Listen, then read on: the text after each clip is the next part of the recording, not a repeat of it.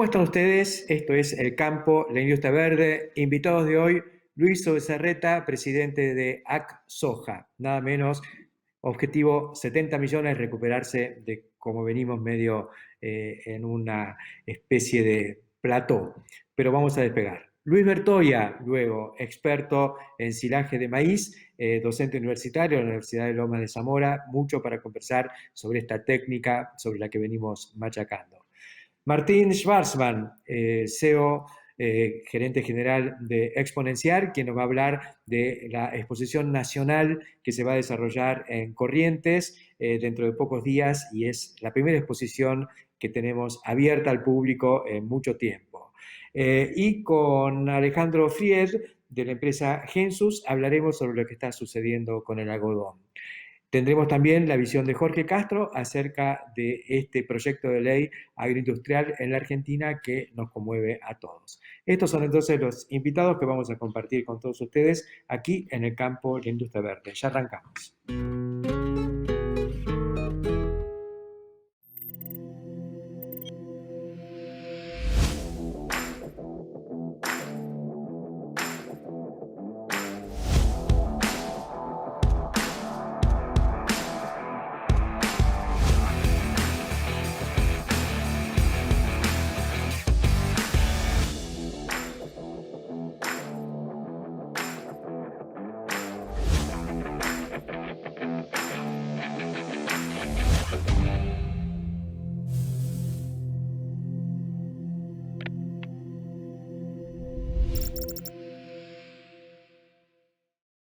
Aceitera General Dehesa. Acopiamos confianza. En barbechos, aplica 2,4-D Dédalo Elite, mitad de activo, mínima volatilidad y sin olor. Nanotecnología Red Surcos es sustentabilidad agrícola.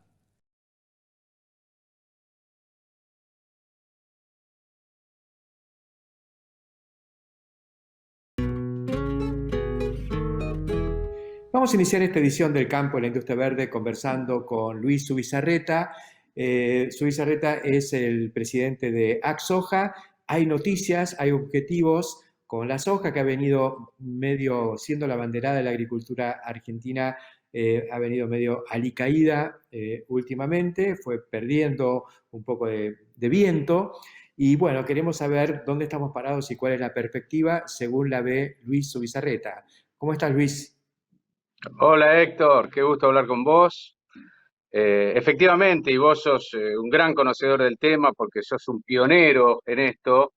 La soja tuvo durante 25 años un crecimiento a tasas chinas y fue lo que permitió a este país de alguna manera capear el temporal lo mejor posible, el temporal de la crisis entre el año digamos, 80 y poco y el año 2010, una performance muy buena, pero lo que vemos con gran preocupación es el estancamiento de los últimos 10 años.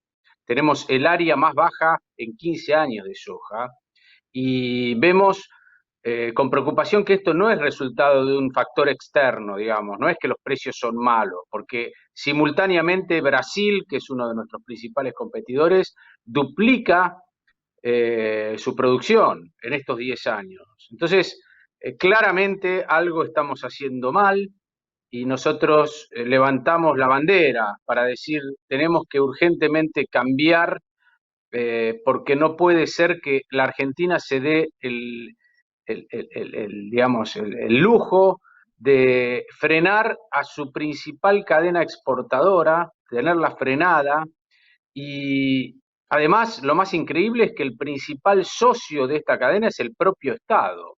Y los motivos por los cuales la cadena no crece ya lo sabemos. Tiene en su espalda un peso tan enorme fiscal que hace que no es competitivo el sector más dinámico del país. Y en definitiva perdemos todos. Entonces, el llamamiento que hemos hecho en el último seminario de Axoja es, tenemos que cambiar la estrategia, tenemos que ponernos un hito enfrente que sea ir a los 70 millones de toneladas, que efectivamente es un número muy alcanzable.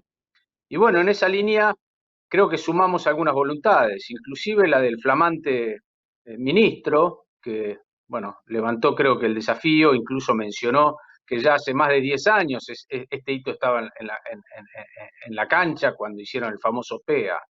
Y bueno, está claro cuáles son los motivos por los cuales estamos acá y también nosotros creo que tenemos algunas propuestas para cambiar la realidad sin que esto tenga un impacto fiscal, porque hemos hecho un trabajo en donde claramente demostramos que si crece la torta, aún con una alícuota un poquito más baja, el Estado se va a llevar más dinero. Una parte Sí. más chica de una torta más grande es más para el Estado. Y obviamente que todos ganamos, porque va a haber más exportaciones y más dólares y por lo tanto va a haber más trabajo y también tenemos que seguir, bueno, abonando el agregado de valor, en fin, nos parece que requiere un cambio, un golpe de timón. Estamos en un momento político muy delicado, muy complejo, con un gobierno que ha salido muy golpeado de las PASO, con un cambio de gabinete, con un hombre como Julián Domínguez que, como vos decís, tiene más por ahí empatía o más relación con los temas fuertes y duros de nuestra agropecuaria, ¿no? A diferencia de su antecesor por ahí que tenía una mirada más puesta en la economía familiar, el campesinado y demás. Pero me parece que ahora estamos frente a esto. Ahora, ¿cuál es el margen de maniobra que ustedes ven para que esta propuesta de Axoja, de aflojar un poco con la carga fiscal y buscar otras medidas que permitan el resurgimiento del sector, vayan adelante? Mira,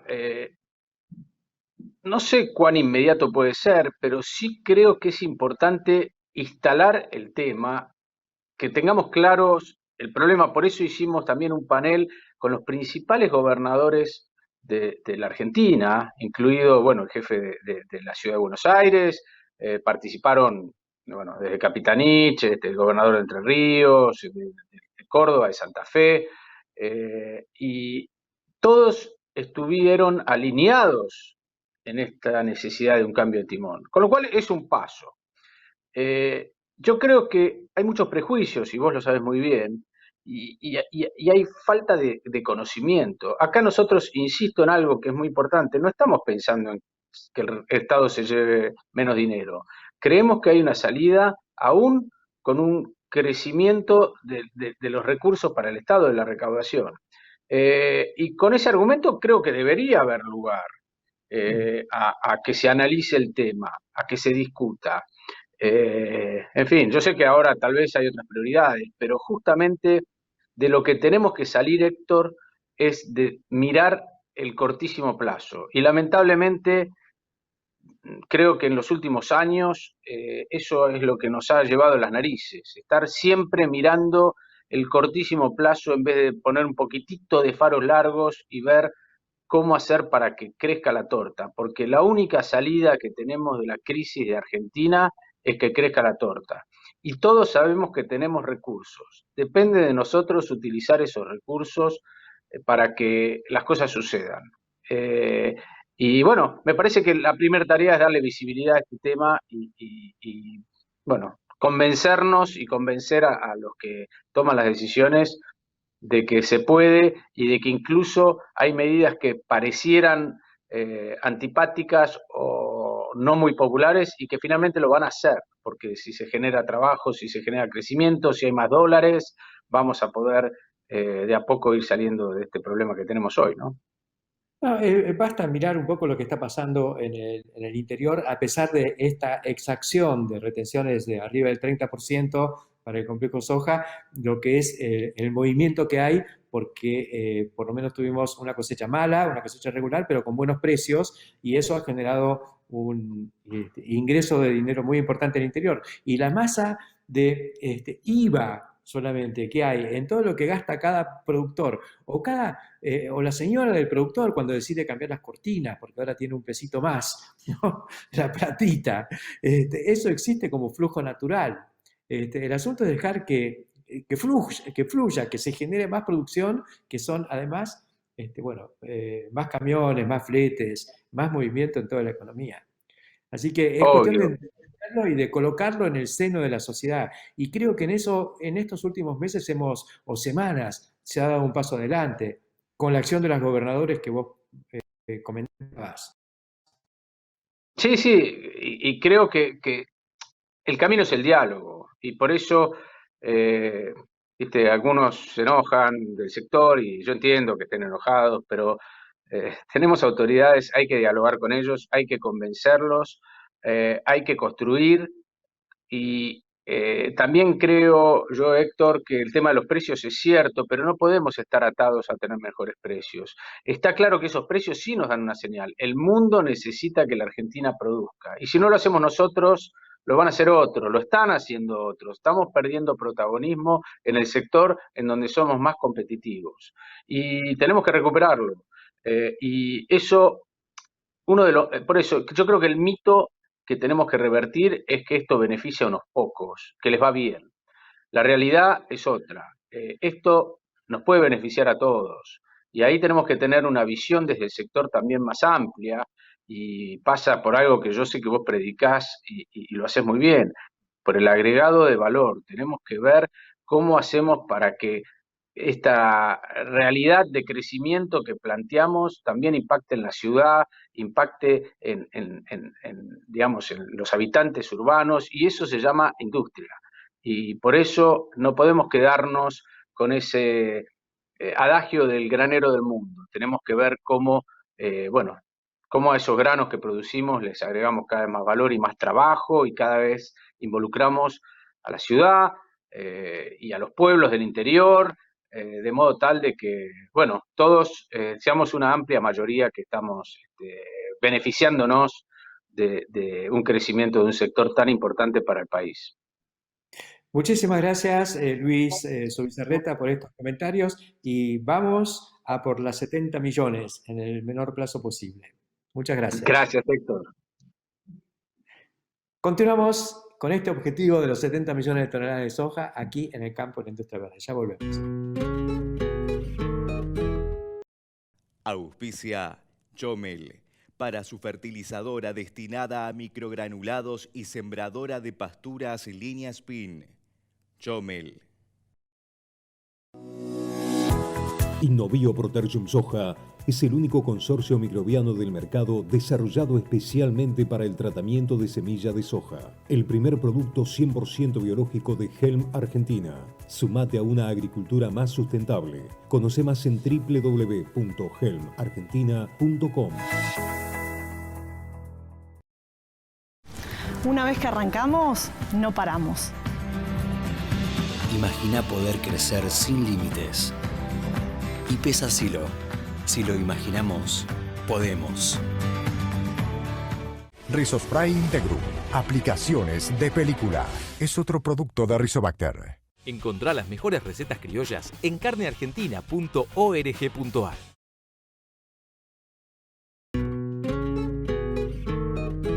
Continuamos en el campo, la industria verde, ahora entrando en uno de esos temas que realmente nos apasionan. Vamos a conversar con el ingeniero Luis Bertoia, que es docente, profesor titular de cereales y cerealicultura en la Universidad Nacional de Loma de Zamora, y además conduce el comité de forrajes, de silo de maíz fundamentalmente, en el seno de Maizar. ¿Qué tal, Luis? ¿Cómo estás? Buen día, Héctor. Es un placer realmente estar charlando con vos. La verdad que sí, mucho para conversar, de una historia fascinante que arrancó, digamos, hace unos 30 años con muchas dudas, mucha gente que por ahí pensaba que esta no era una tecnología para la Argentina, que era cara, que en fin, que en nuestros sistemas pastoriles no tenía cabida, pero la cosa eclosionó y hoy, ¿dónde estamos parados? ¿Cuántas hectáreas de maíz se están picando, Luis? Los datos que tengo dos datos, no sé cuál de los dos. Uno es un poquito austero, yo te diría que es alrededor de 1.200.000 hectáreas de maíz y alcanza 1.700.000 aproximadamente de la sumatoria de los diferentes cultivos. A el maíz hay que agregarle el sorgo, cebada, avena, trigo en algunos casos, alfalfa, es decir, cualquier cosa que esté entre 30 y 45% de materia seca es ensilable. Después tenemos que ver la calidad nutricional, ¿no? Y eso alcanza, como dije recién, alrededor del 1.700.000. Esos son los datos que se tienen a través de la Cámara de Contratistas. Me han informado que hay algunos datos dando vuelta por ahí que en caso de maíz va a superar el 1.200.000. No me atrevo a decir la cifra que me dieron porque me parece un poco elevada. Pero bueno, la tendencia es lentamente todos los años ir subiendo. No nos olvidemos que es el principal componente de la ración en los tambos de la Argentina, y no es tan importante como en el caso de feedlot, pero se supone que, bueno, depende cómo se desarrolle el tema de producción de carne, esa superficie puede ir subiendo o bajando de acuerdo, bueno, a los números que hagan los productores, ¿no?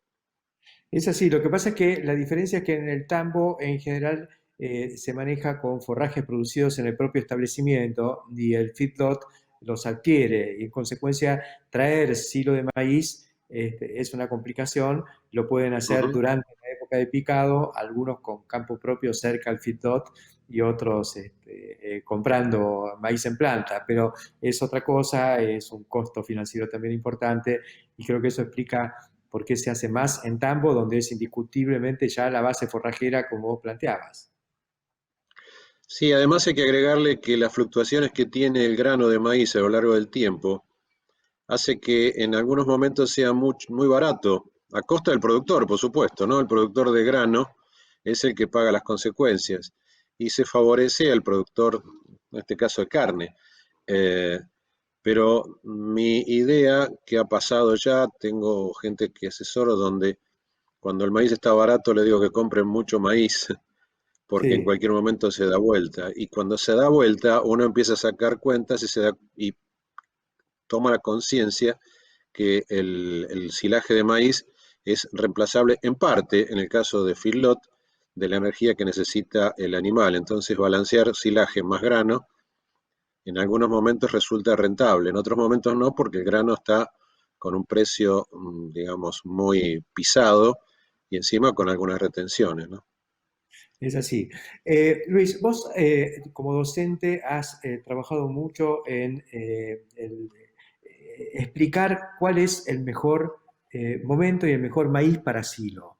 Y ahí ha habido un debate acerca de, bueno, los que buscan por ahí un mayor porcentaje de almidón y los que buscan mayor volumen total con una fibra de buena calidad.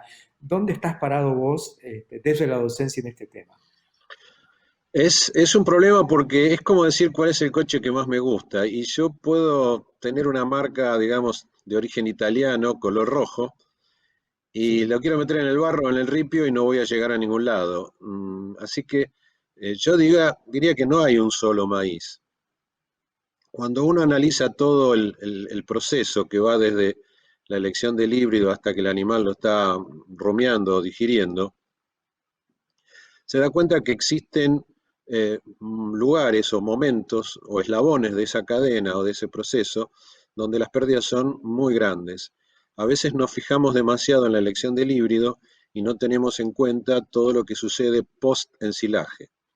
Yendo a tu pregunta, hay diferentes características. Nosotros sabemos que la genética va avanzando, va cambiando. Entonces, lo que hasta hace poco nosotros decíamos que la planta de maíz tiene que tener determinadas características si es para grano y diferenciarla en el caso de ser para silaje. Una de las diferencias era la densidad de siembra. Pensamos en densidades superiores, entre un 10 y un 30%, de acuerdo a las características del ambiente, ¿no? En ambientes favorables es mucho mayor, comparado con ese mismo híbrido, no otro híbrido, ese mismo híbrido que se fue pensado para grano, es decir, para grano un valor y entre un 10 y un 30% más para silaje, repito, de ese mismo híbrido para que no haya confusión, suministrándole todos los nutrientes que requiere un aumento de la densidad. Eso implicaba un aumento de costos, pero también respondía el maíz a un aumento en la producción. Hoy en día existe otra tendencia que no inhibe a esta, es la de buscar otro tipo de estructura de planta, una planta mucho más foliosa, más alta, con densidades inclusive menores que las que se usan para grano. Acá ya cambia el híbrido. El híbrido que está pensado a bajas densidades, cuando hablo de bajas densidades estoy hablando de 40 a 60.000 semillas por hectárea, estoy pensando en una planta con mayor desarrollo, y yo diría un poco parecida a los híbridos más antiguos, no los actuales. Entonces, ¿cuál es el híbrido? Bueno, depende qué circunstancia estamos utilizando. Hay una tendencia en bajar la densidad. Me parece que eso es abrir el paraguas antes que llueva. Me parece que no es una técnica demasiado adecuada. Creo que hay que tomar toda una serie de recaudos, como es control de malezas, un buen barbecho, el picado a tiempo. Y por último, yo diría que los cambios ambientales, es decir, estos cambios que aparecen, sequías periódicas, hacen que muchas empresas se respalden en bajas densidades. Si el año viene bien, bueno, las pérdidas no son tan importantes. Si el año viene mal, sembrando altas densidades, las pérdidas son importantes. Por último, grano versus fibra de calidad. Si uno busca grano o principalmente almidón, yo diría que existen otras técnicas como el airlage o algunas técnicas que permiten conservar muy buena cantidad de almidón versus lo que sería la planta completa. Y ahí entramos al momento de picado, una serie de características que hacen combinar máximo rendimiento, máxima calidad potencial y máxima aptitud para que el proceso de conservación se verifique en buenas condiciones. Muy interesante lo que estás comentando.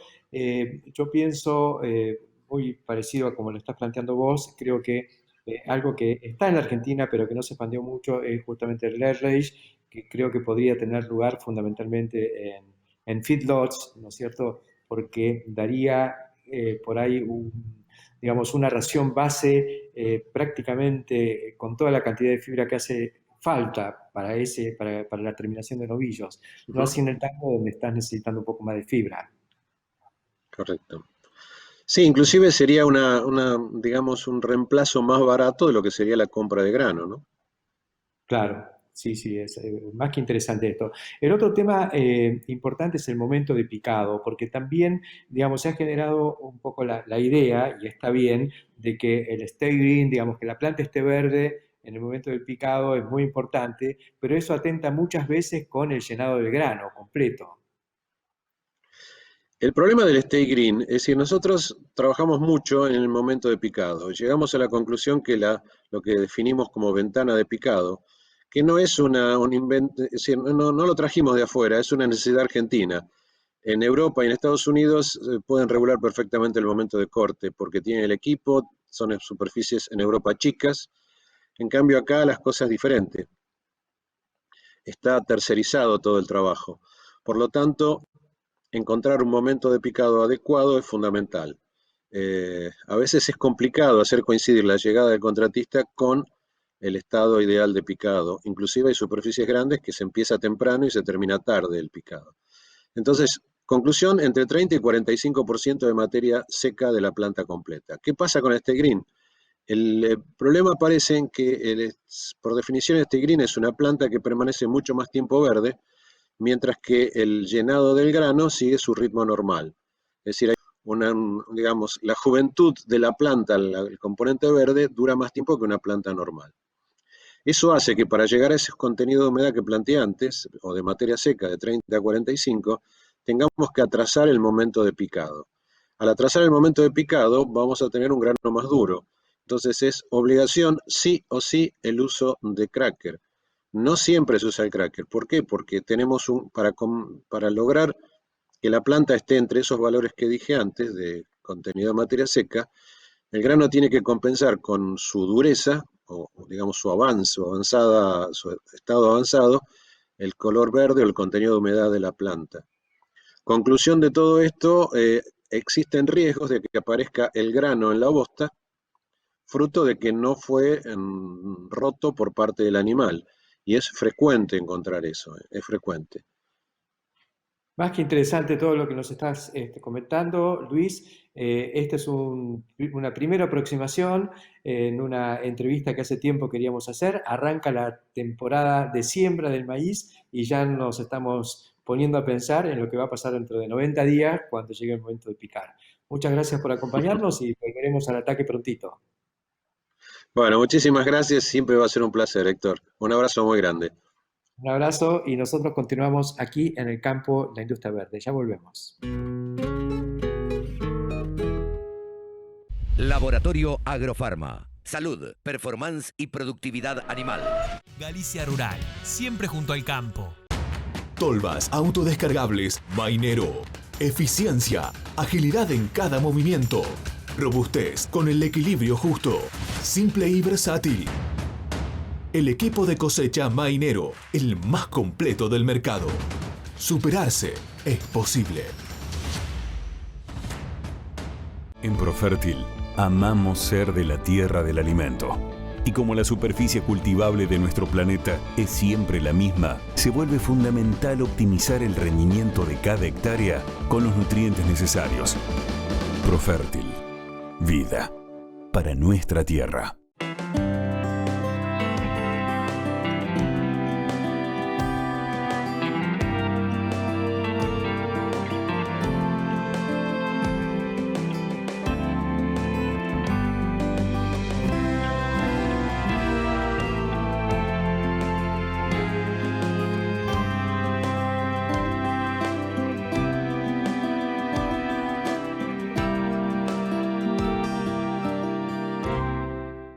Genética sustentable para el cultivo de algodón. Continuamos en el campo, la industria verde, ahora con un tema realmente muy lindo porque, bueno, vuelven las exposiciones con todo y con público, con gente. Se hace la Expo Agro Nacional en Corrientes, prontito. Vamos a conversar con Martín Schwarzman, que es el gerente general de Exponenciar, la empresa que organiza la Expo Agro. Y bueno, Martín, felicitaciones por este gran paso que se ha podido dar, lograr tener una exposición como se debe, y ahí está Exponenciar. ¿Cómo viene lo de Corrientes? La verdad que viene muy bien. Sí, contarte que nosotros, más allá de que empezamos a innovar en el mundo digital, hace como 600 días, en marzo van a ser 700 y pico, 2 años sin exposiciones, que para nosotros esto es la verdad, estamos muy contentos de poder realizar lo que se llaman las nacionales en Corrientes. Hay una característica, casi todas las razas, tanto de ganado bovino como equino, tienen 3 grandes exposiciones a lo largo de los años.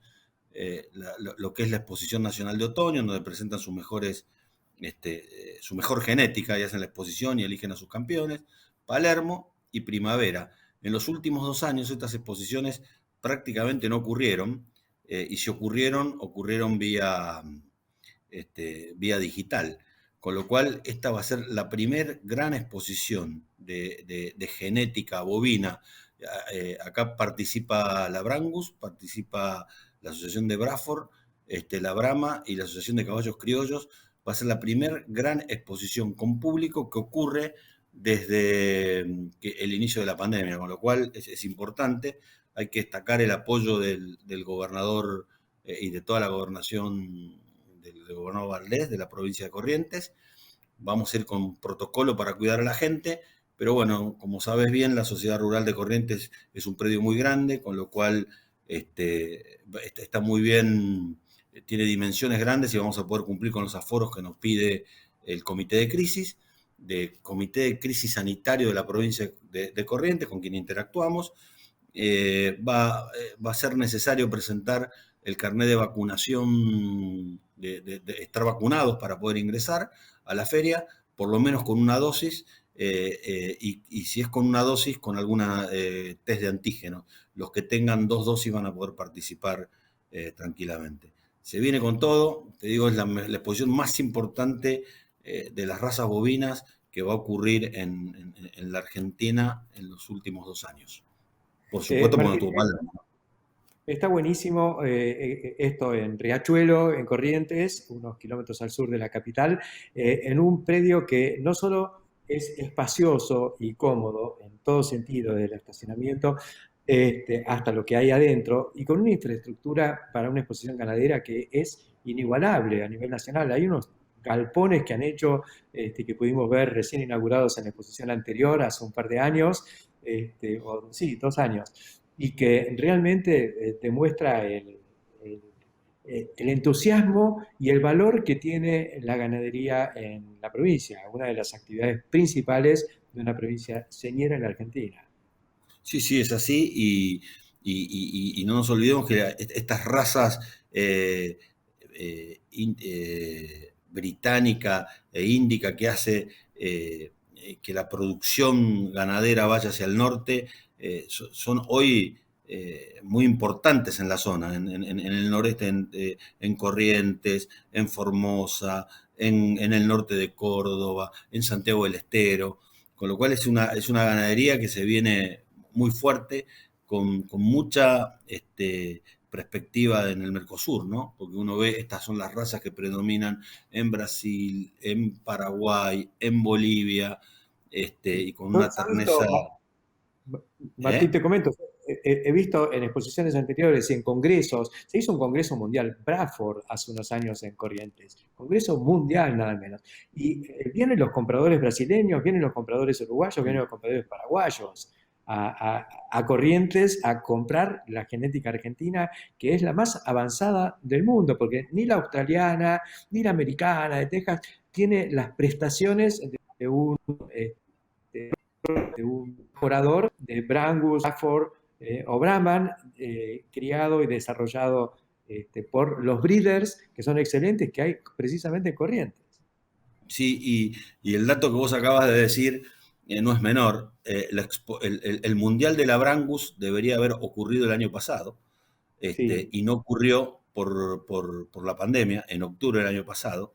Este año, ante la incertidumbre, y como es mundial y tiene que venir gente del mundo, tomaron la decisión y pudieron coordinar con Brasil, que era la siguiente sede del Mundial de la Brangus, y se hace en el mes de octubre del año que viene. Nosotros vamos a ser los organizadores de ese Mundial de la Brangus, y en el año 2022 era también la oportunidad del Mundial de la Bradford, y coordinaron con la Brangus y corrieron al Mundial de la Bradford para el mes de mayo, fines de mayo, última semana de mayo del 2023, con lo cual en los próximos 2 años tenemos 2 mundiales de las razas en Corrientes, en este predio que estamos yendo, y que lo vamos a organizar en conjunto con las razas nosotros.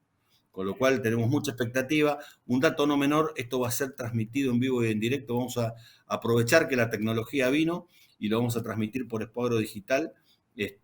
Toda la jura, todo el remate en vivo, las 24 horas. El tiempo que dure la exposición va a estar siendo transmitida también en formato digital. Hay la jura de todas las categorías que hacen estas 2 razas. Va a haber 2 remates televisados importantes, uno de Reyes y otro de Colombo, y bueno, y las ventas de los campeones que salgan a venta, ¿no? Sí, no va a quedar tiempo para algún chamamé, dejen la noche libre. Vos decías que van a transmitir las 24 horas, de noche no, por favor, que no se vea. No, por eso dije, es una forma de decir, es mientras esté abierta la exposición. Lo interesante es que es una exposición larga, porque arranca el domingo 24 con la jura de Brangus, después sigue el martes la de Bradford, caballos criollos, ventas y después pruebas de riendas y todo lo que hacen, y Brahma, ¿no? No me quiero olvidar de Brahma, y dura hasta el viernes a la noche, son 6 días de exposición, con lo cual nada, estamos muy entusiasmados. Desde el domingo 24 hasta el viernes. Hasta el viernes 29 de octubre. El sábado a la mañana va a ocurrir, hay una actividad que es de riendas que hace Caballos Criollos para poder terminar su nacional, tienen que hacer esa destreza con los terneros y qué sé yo, que no hay espacio para hacerla de lunes a viernes, la van a hacer a la mañana, pero bueno, nada, eso es para ellos, para que puedan terminar con su exposición y elegir a los mejores, ¿no? Muchísimas gracias, Martín, por contarnos esto que demuestra cómo exponenciar con sus Expo Agro está vivito y coleando, y en este caso con Expo Agro Nacional, junto con la Sociedad Rural de Corrientes. Fantástico ese joint, vamos todos para allá. Sí, vas a estar allá, estás invitado especialmente, así que allá nos encontramos. Allá nos encontramos. Muchísimas gracias, Martín. Un gran abrazo. Les mando un abrazo a ustedes y saludos a todos, a toda la audiencia. Continuamos en el campo, la industria verde. En En Bioter contamos con más de 20 años de experiencia innovando y desarrollando productos y servicios de calidad para estar siempre a la altura de las nuevas y desafiantes tendencias del mercado local e internacional. Somos Bioter, la empresa líder en nutrición animal. Somos Cestari, somos pioneros y especialistas en tolvas autodescargables. Estamos presentando la línea S6, nueva generación en tolvas. Somos Cestari, escribimos la historia, siempre junto al campo, la industria verde. En UPL asumimos un compromiso con vos. Impulsar OpenAg, una red agrícola que alimenta el crecimiento sostenible para todos, sin límites, sin fronteras. UPL, protección de cultivos y biosoluciones para una agricultura sostenible. Renatre se moderniza. Ingresá en portal.renatre.org.ar o en www.renatre.org.ar.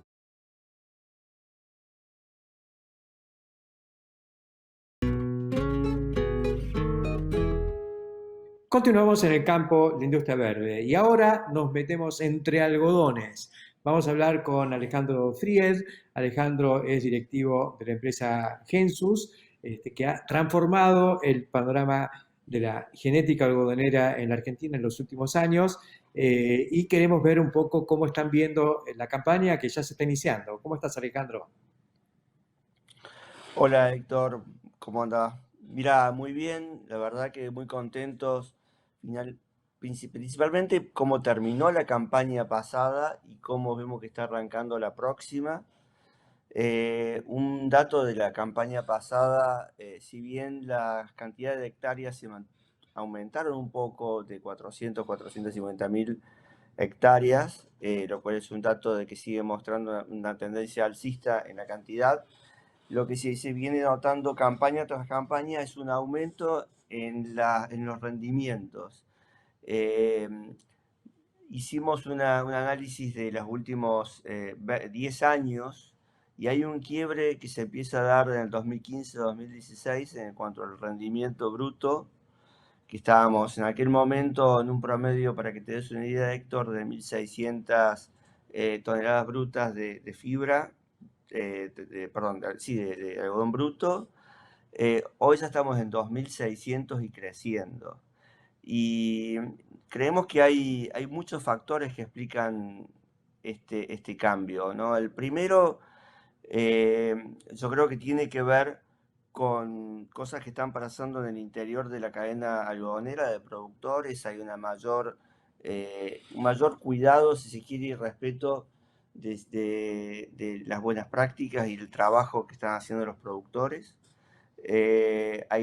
Hay una concentración a mayor escala de producción, pero nosotros, particularmente como empresa semillera, destacamos fundamentalmente el aporte que venimos dando desde los inicios de Gensus. Vos sabés bien, Héctor, que somos una empresa de hace 5 años que nos metimos en este negocio para tratar de aportar tecnología y genética, y cuidando la tecnología existente y trayendo genética nueva. Así que creemos que el aporte de esa nueva genética, que vino fundamentalmente por la investigación del INTA de Sáenz Peña, ahí creo que tenemos también una explicación de por qué los lindos están tirándose para arriba. Por supuesto, los temas climáticos ayudan, pero hay buenas noticias. ¿Cómo están los mercados?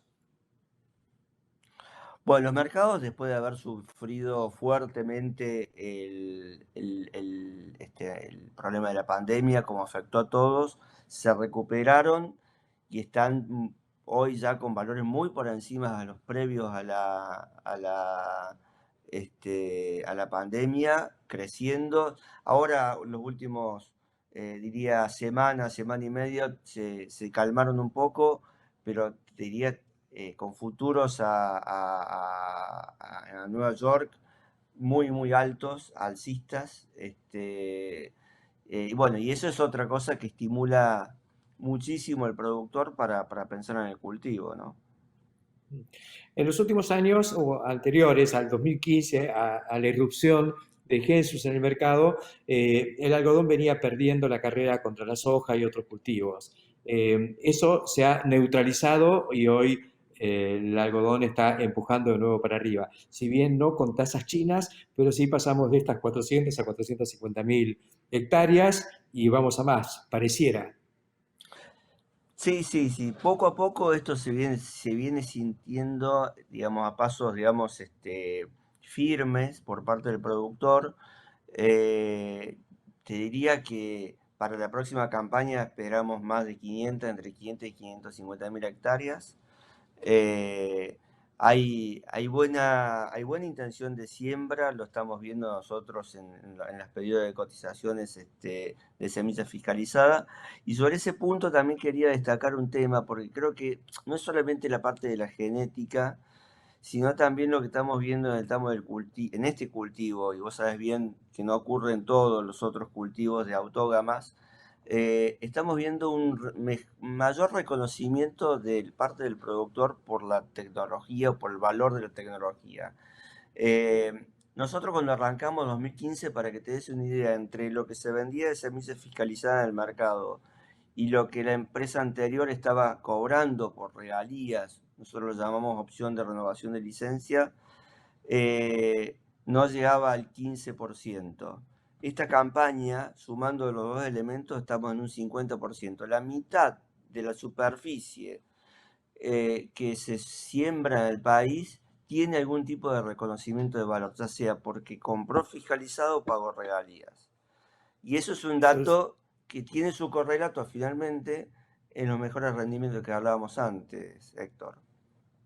Es muy interesante esto que estás comentando y ojalá se refleje en el conjunto de la actividad y de la relación de los productores con las compañías de semillas, porque sin eso nos quedamos atrás en genética. Y si Gensus va para adelante, en buena medida es por esta promesa que significa haber mejorado casi un 200% lo que es el reconocimiento de la actividad de fitomejoramiento.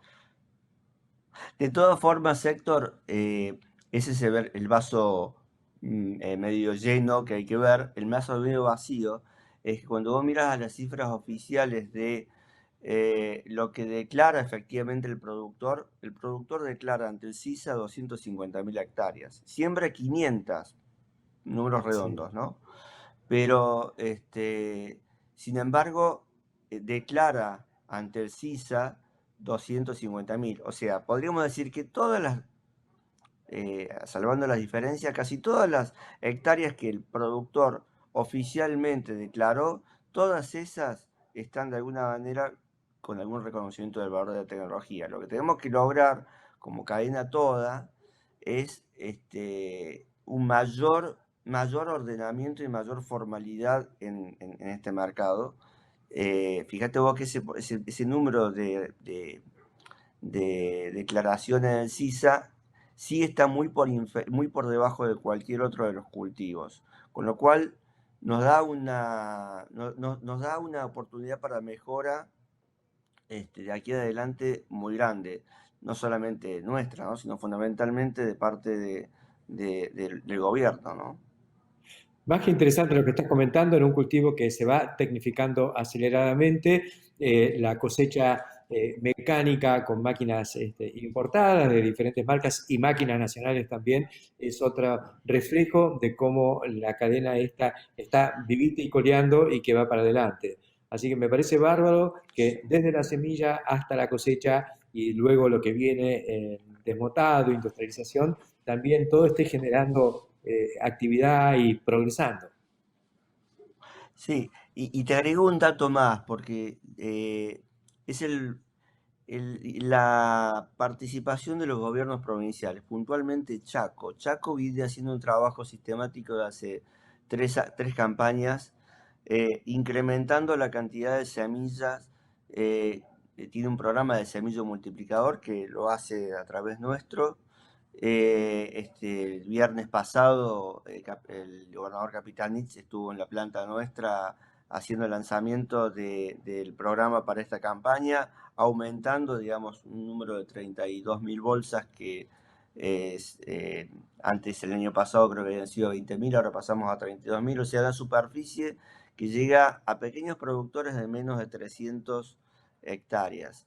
Y déjame que agregue un puntito sobre ese tema. Nosotros creemos que ser la única empresa semillera que tomó la decisión de que todos esos programas provinciales de apoyo, como por ejemplo estos de Chaco o los de la agricultura familiar, ninguno de estos productores que recibe semilla por alguno de esos dos métodos va a pagar regalías, o sea, no paga la regalía. El objetivo de nosotros es construir esto fundamentalmente con los grandes usuarios de semilla y productores que saben, digamos, que valoran esto, y después por otro lado está todo el apoyo a pequeños productores que, digamos, nuestra forma de apoyarlos es esta, es decir, apoyamos los planes provinciales, apoyamos o por lo menos eximimos del pago de regalías cuando vuelvan a usar su propia semilla.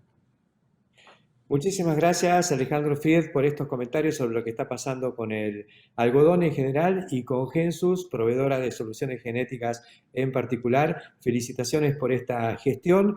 Yo les tenía fe, pero tenía mis dudas también. Y veo que han sabido instalarse en el sector, empujar, ir para adelante, lo cual ratifica la calidad de la gente que está atrás de este emprendimiento. Sí, y te cierro con esto. No es solamente el equipo directivo, sino la gente que conformamos Gensus, que nos dan día a día una alegría inmensa, el trabajo que, digamos, cómo se manejaron en la pandemia. Digamos, hemos hecho evaluaciones internas a través de Great Place to Work, por ejemplo, y nos ubican allá al tope, con lo cual la gente también está muy contenta por el laburo que venimos haciendo y eso nos satisface más. Sumemos al interés, obviamente, económico de parte de los productores, ¿no?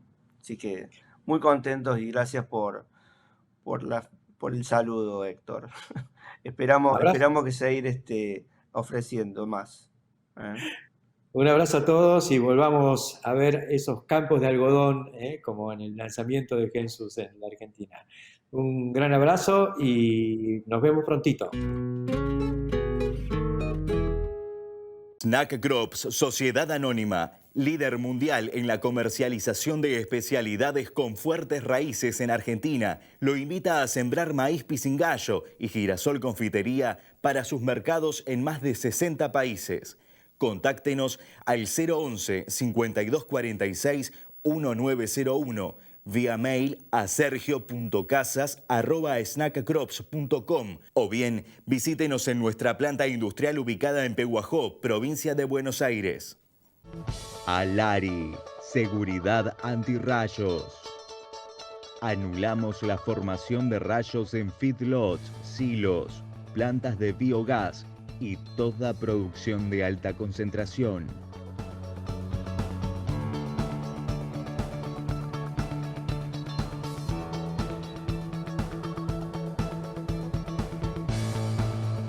Alari, seguridad antirrayos. Más potencia, menor consumo, más tecnología, nuevas cosechadoras axiales. Sembra tu presente. Nosotros cosechamos tu futuro.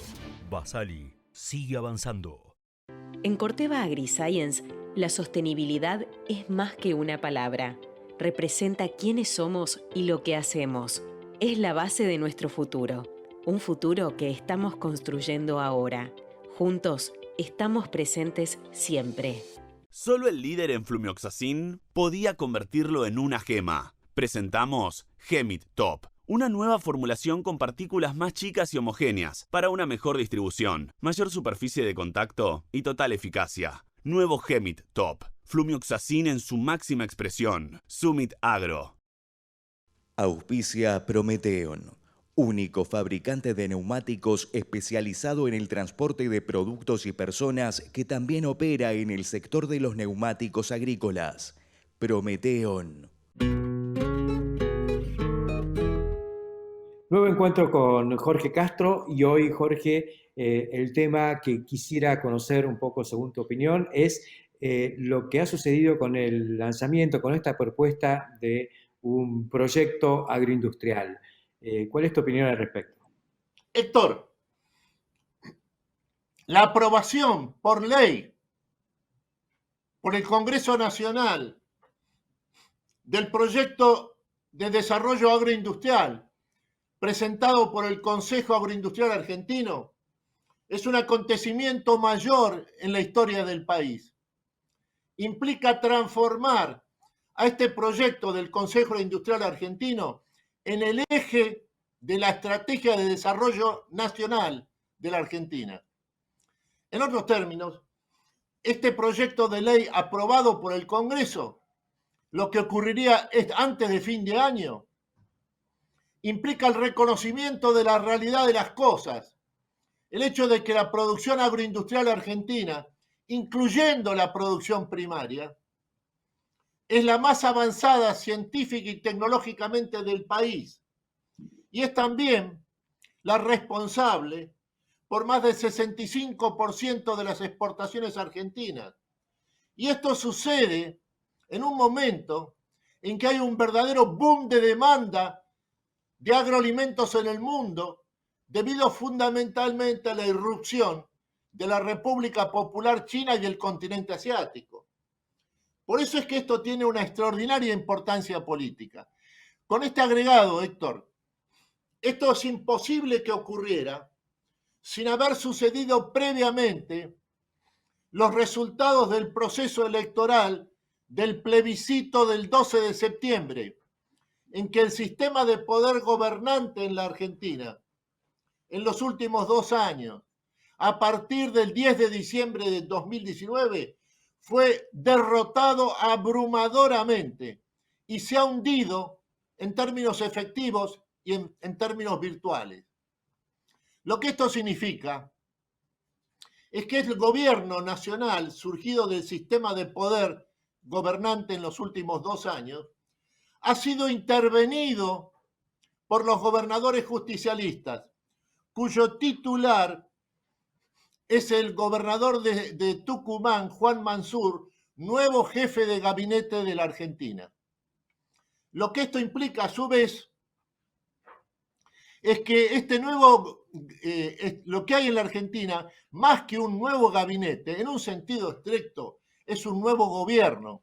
Y este nuevo gobierno, surgido de los poderes territoriales del justicialismo, encabezados por los gobernadores justicialistas, ha sellado una alianza estratégica con el agro argentino. Este es lo que significa la transformación del proyecto elaborado por el Consejo Agroindustrial Argentino en ley de la Nación Argentina este mismo año.